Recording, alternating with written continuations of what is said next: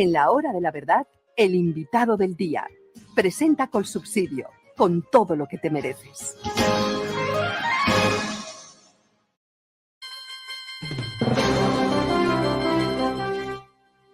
Senadora María Fernanda Cabal, muy buenos días. Buenos días, doctor Londoño, a usted y a toda su audiencia de la hora de la verdad. Bueno, senadora, estamos ya en el terreno bien complejo, pero apasionante, de la selección de candidato para la presidencia de la República.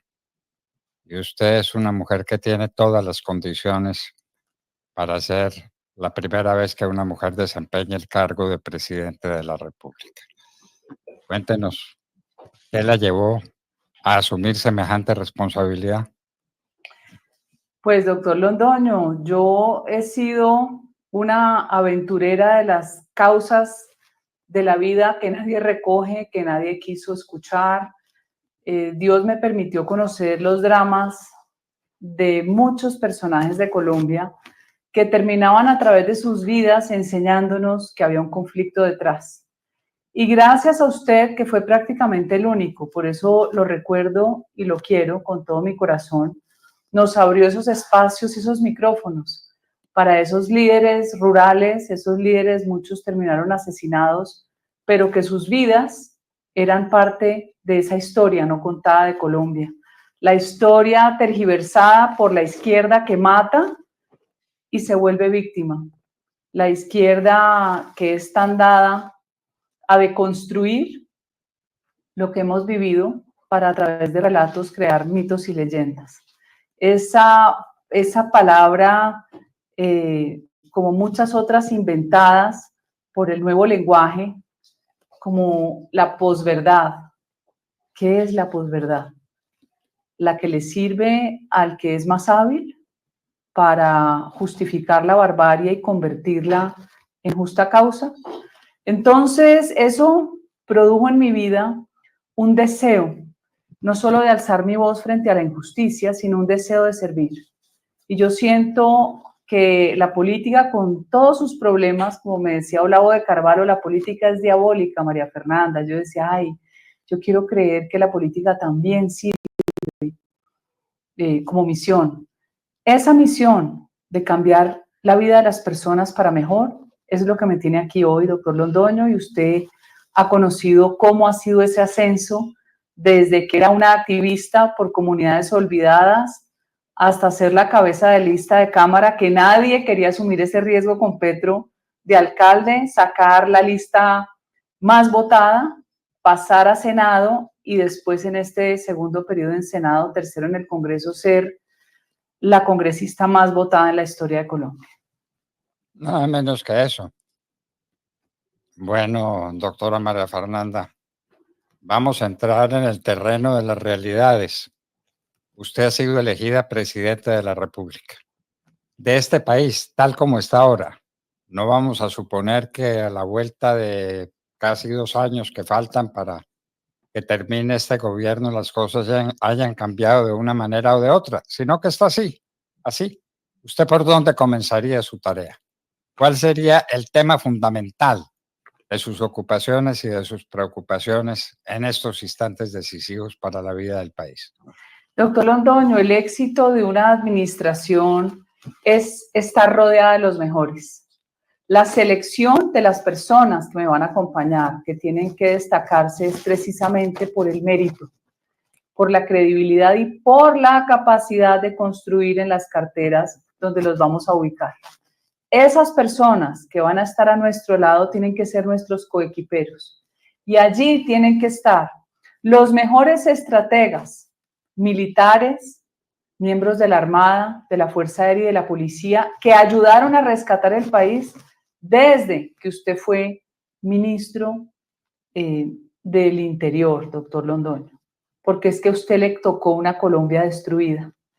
Ahora las amenazas pueden ser mucho más peligrosas porque la criminalidad hoy es transnacional, pero también las tecnologías para poderse defender. Mire lo que ha hecho Israel, dar de baja a toda la cúpula de Hamas y de Hezbollah con tecnologías de información y usando la superioridad aérea, que es la que aquí Petro no quiere usar con la excusa de los niños, que sabemos que es una mentira. Entonces, el mapa de Colombia, como esas películas que vemos nosotros, especialmente en la Segunda Guerra Mundial en blanco y negro, doctor Londoño, los generales alrededor, y un país que ya una vez usted, de la mano del presidente Uribe, nos devolvieron la libertad, hoy con los mejores estrategas que hayan guerreado, no de escritorio, de terreno, de combate, volviendo a hacer alianza con Israel, vamos a definir toda la política pública de defensa y de seguridad nacional por regiones. No es una política homogénea, no es igual el Urabá con la frontera, con la minería ilegal y con el tráfico de personas, a lo que es Arauca con la frontera donde se protege el ELN, el Catatumbo también con el ELN apoderado de municipios hace años, no es igual el Cauca con el componente indígena, por ejemplo, no es igual frontera al mar. Entonces, esas particularidades tenemos que analizarlas para saber cómo logramos determinar la mejor estrategia de recuperación de este país. Aquí tiene que volver la erradicación de la coca y tiene que volver la fumigación estratégica, preferiblemente la fumigación que se pueda hacer con aeronaves o con drones y no arriesgando las piernas ni la vida de soldados, policías y erradicadores. Esa será la primera escalera donde nosotros tenemos que dar golpes contundentes los 3 primeros meses porque eso devuelve la credibilidad a las personas. Y paralelamente quiero hacer lo que hizo Javier Milei, reducir drásticamente y de un solo tajo de lo que yo pueda hacer por vía administrativa ese gigantismo del Estado que tiene consumidos a todos los que producen riqueza a punta de unas cargas tributarias y fiscales impagables, que van a terminar en la informalidad de los colombianos para que no haya pensión después para nadie. A recortar el tamaño del Estado, a recortar todas las embajadas y consulados absurdos que habló la señora Francia Márquez con países donde no tenemos ni siquiera una mínima relación comercial, a recortar las consejerías, a recortar la duplicidad de funciones de las agencias del Estado y a volvernos mucho más profesionales en la atención a un ciudadano que vive desesperado por la cantidad de leyes locas que salen del Congreso en contravía de la libertad del ciudadano. Eso será paralelo y queremos dar victorias tempranas, como las ha llamado el presidente Uribe, que la gente sienta que volvió la autoridad y el orden. Nada menos que eso. Doctora María Fernanda, reducir el tamaño del Estado no quiere reducir la eficiencia del Estado. ¿Cómo va a hacer usted para reducir el tamaño del Estado, pero para hacerlo más eficiente y más capaz de servirle a la comunidad? Es que entre más grande es más corrupto, entre más pequeño hay más control. Aquí tenemos que adaptar igual como a las decisiones de política pública en defensa. La administración pública tiene que gozar de lo que hoy gozan la mayoría de las empresas, que es un flujo de procesos que se hace organizadamente, donde usted no tiene por qué volver a un pasado donde el exceso o la duplicidad de funciones y cargos que no se necesitan, pues terminan por afectar es al ciudadano, que una respuesta que debería ser inmediata se le demora demasiado tiempo. Ahí vamos a tener, doctor Londoño, que intervenir varias entidades, abrir una gran fuente de información con una página web y una línea 1-800, por ejemplo, para todas aquellas personas a las que el INVIMA no le haya resuelto la decisión, la resolución del registro. Una página igual, en ese mismo sentido, que vaya dirigida, por ejemplo, al ICA, con los permisos que requiere. Cada decisión del Estado demorada que significa un lucro cesante para ese inversionista pequeño, mediano o grande con su emprendimiento, con su empresa. Alguien me decía en chiste, hay que abrir una página y una línea telefónica de call center que se llame 1-800 palanca. En este país solo se ha hecho a través de palanca, pues lo vamos a hacer a través de una estructura funcional del Estado que mueva todos esos procesos que duermen o que están esperando seguramente una coima, una actitud como siempre buscando que a través del dinero, ya que la ineficiencia y el letargo institucional terminan haciendo que quien quiere salir adelante se pliegue a los deseos de ese funcionario de turno. Analizar el flujo de procesos en las agencias del Estado es estratégico y poner a la gente que sí sabe cómo son esas entidades a dirigirlas. Bueno, ya lo dijo usted, pero está claro, y está claro desde la época en que Álvaro Uribe Vélez lo dejó igualmente claro, igualmente fuerte. El gran problema de Colombia es la cocaína. Es el comienzo de la corrupción, es el comienzo de la disolución de las costumbres, es el comienzo de la violencia, es el comienzo y el desarrollo de toda la tragedia nacional. ¿Seremos capaces de acabar con la maldita cocaína? Ese es un desafío grande. Tenemos que saber cómo empezar, si se empieza simultáneamente, si se empieza en algunas regiones, se tienen que hacer planes de mitigación, se tiene que proteger a la población civil, pero también hay que reconocer que ya hay estructuras milicianas que han sido reclutadas entre los mismos campesinos o las guardias campesinas como esos asesinos que mataron y degollaron al policía del ESMAD en Chiribiquete, que hoy sencillamente es la sumatoria de la deforestación de miles de hectáreas en Colombia en el gobierno potencia mundial de la vida de un inepto, incompetente y muy peligroso Gustavo Petro. No van a ser menores los desafíos. Por ejemplo, Rondón, aquí vamos a tener que buscar buenas relaciones con las altas cortes, entendiendo la peligrosidad de lo que significa la Corte Constitucional. Eso no lo entendió Uribe, eso lo entendió Donald Trump y por eso va a ser presidente de Estados Unidos y no estaría preso seguramente por cualquier investigación mezquina o loca como esa de hacerle pagar $400 millones por una señora X que ni siquiera se le comprobó que estuvo, pero además una relación de adultos.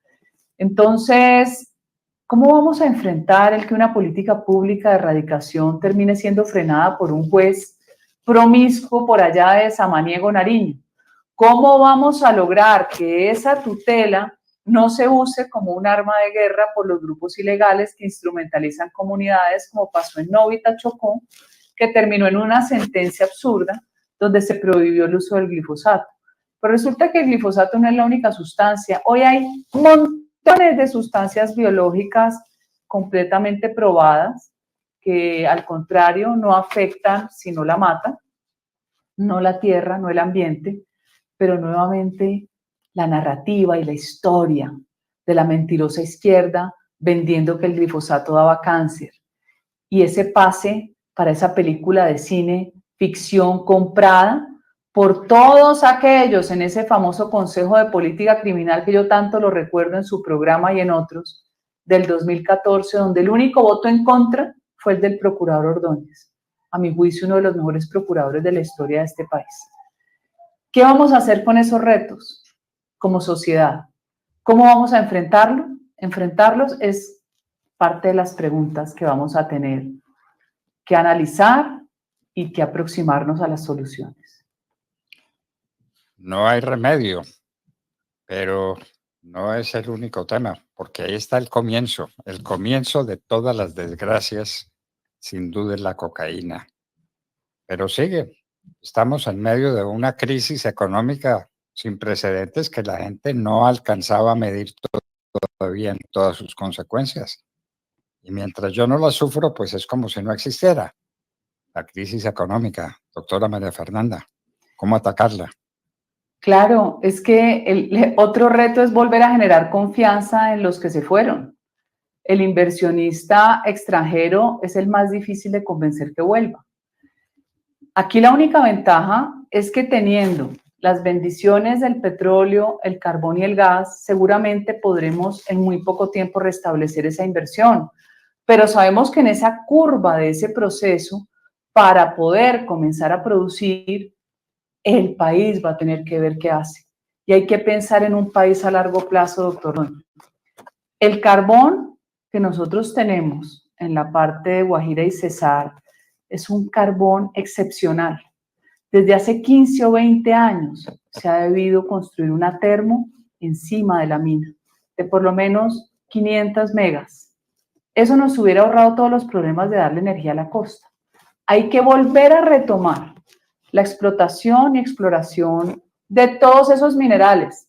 Es mentira que el mundo se descarbonizó. Vaya, vea Japón, vaya, vea la China, vaya, vea esa urgencia de la que hablamos antes cuando la Merkel y todos estos mamertos europeos, por cuenta de los partidos verdes, cerraron las plantas de energía atómica y se terminaron conectando del tubo de gas de Putin.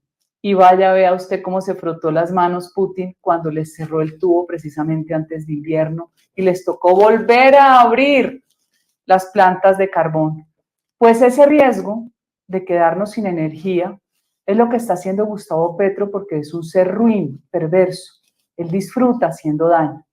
Cada vez que se inventa una teoría más loca de su cambio climático, rodeado por otros igual de alucinados, pero que en el fondo obedecen a un plan global de control de la humanidad, cada vez que lo hace, nosotros quedamos más expuestos a empobrecernos. La economía es vida, la energía es vida y la independencia energética es la independencia de un país. Nada menos que eso, nada menos que eso. Economía, el tema de la cocaína, la seguridad, que es un valor fundante, es el comienzo de todo, es la condición de todo. Sin seguridad no hay nada. Semejantes desafíos. ¿Y usted los va a asumir, senadora?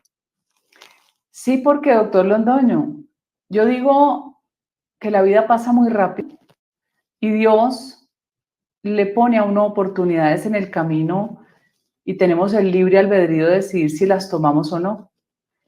Siento que es una misión desde antes de nacer y esos compromisos hay que cumplirlos, hay que hacerlos.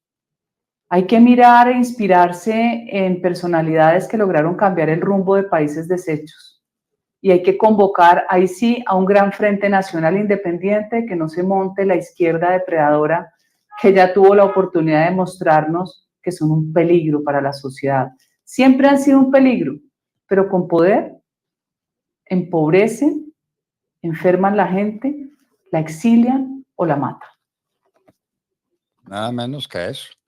Usted viene de una de las regiones más bellas de Colombia y del mundo, el Valle del Cauca, del que acaba de decir el doctor Petro que es una tragedia para Colombia y que es una tragedia para la humanidad, el Valle del Cauca y el azúcar que se recoge en el Valle del Cauca. Senadora, ¿vamos a aceptar ese desafío o nos vamos a arrugar? A él le parece bien la coca y piensa comprarla cometiendo un ilícito con dineros públicos y le parece una tragedia la caña de azúcar que gracias a la agroindustria 1,5 millones de familias pudieron salir de la pobreza a ser clase media. Los hijos de los corteros de caña son todos profesionales universitarios. Ese es un modelo de región de la que sienten inmensa envidia personajes menores llenos de resentimiento porque su propia incapacidad los hace odiar, cuando lo que se odian es a sí mismos. A Petro tampoco hay que ponerle mucha atención porque nos distrae mientras genera otro tipo de decisiones que hacen demasiado daño. Todo esto del control del agua, de las fuentes hídricas, una cantidad de decretos absurdos, van a quebrar desde el Cerrejón en el norte de Colombia hasta la caña y la agroindustria en el Valle del Cauca. Para mí, eso está pensado. Lo que pasa es que en medio del afán por destruir a Colombia, que se está acabando muy rápido, también se han encontrado una serie de escollos que no han podido implementar sus locuras, no han podido sobrepasar su propia perversidad. Y mal que bien, hemos logrado varios triunfos en el Consejo de Estado y en las Cortes. Vamos a seguir demandándole a Gustavo Petro todo para ver si las instituciones son suficientemente sólidas y logramos resistir lo que nos espera de la pesadilla que se llama Petro. Sí, señora, la pesadilla que se llama Petro, que la tenemos que dejar atrás o estaremos irremisiblemente perdidos. Senadora, ¿y cuándo, según los cálculos suyos, según los estimativos que tenga, podremos haber si usted es la candidata a la presidencia de la República por la que vamos a votar en las próximas elecciones. ¿Eso cuándo será? Pues, doctor Londoño, de todos los desafíos que usted me ha planteado para gobernar, creo que hay uno que se anticipa, que es ese, con un partido tan confuso para tomar decisiones. No lo sé, esperamos que sea a finales del otro año. Sentimos que si nos anticipamos mucho es muy peligroso con un gobierno como este, que puede deshacer un candidato de distintas maneras. Sentimos que sí es peligroso, si es más temprano que tarde, pero queremos que haya una decisión que no sea a través de encuesta, porque en eso no confío. No me gustó lo que pasó ni la vez pasada ni la antepasada. Quiero consulta pública abierta, pero tenemos la controversia de si se hace una consulta pública abierta del partido, ¿qué va a pasar con una consulta interpartidista que se pueda hacer el día de las elecciones de Congreso para llegar muy fuertes a primera vuelta? Todavía tenemos mucho tiempo para conversar y esperamos que eso se dirima pronto. Bueno, senadora, ha sido apasionante conversar con usted y lo seguiremos haciendo, porque usted es una persona fundamental para el presente y el futuro de Colombia. Muchas gracias por estar en la hora de la verdad y muchas gracias por ser todo lo que usted es y por hacer valer todo lo que para usted vale. Muchísimas gracias. Muchas gracias, doctor Londoño, y seguimos firmes defendiendo esta patria. María Fernanda Cabal, senadora de la República, candidata a la presidencia, una mujer al poder. Qué cosa tan apasionante, al poder de verdad. María Fernanda Cabal estaba con nosotros en la hora de la verdad. Dale un giro a tu rutina en Piscilago Colsubsidio y disfruta de un plan divertido por naturaleza con todo. Sí, con todo. Nosotros nos encargamos del transporte, el pasaporte de ingreso, el almuerzo y hasta del helado. Tú solo tendrás que preocuparte por la diversión. Compra tu plan con todo en www.piscilago.co y visítanos ahora. Aplican términos y condiciones. Vigilados por subsidio.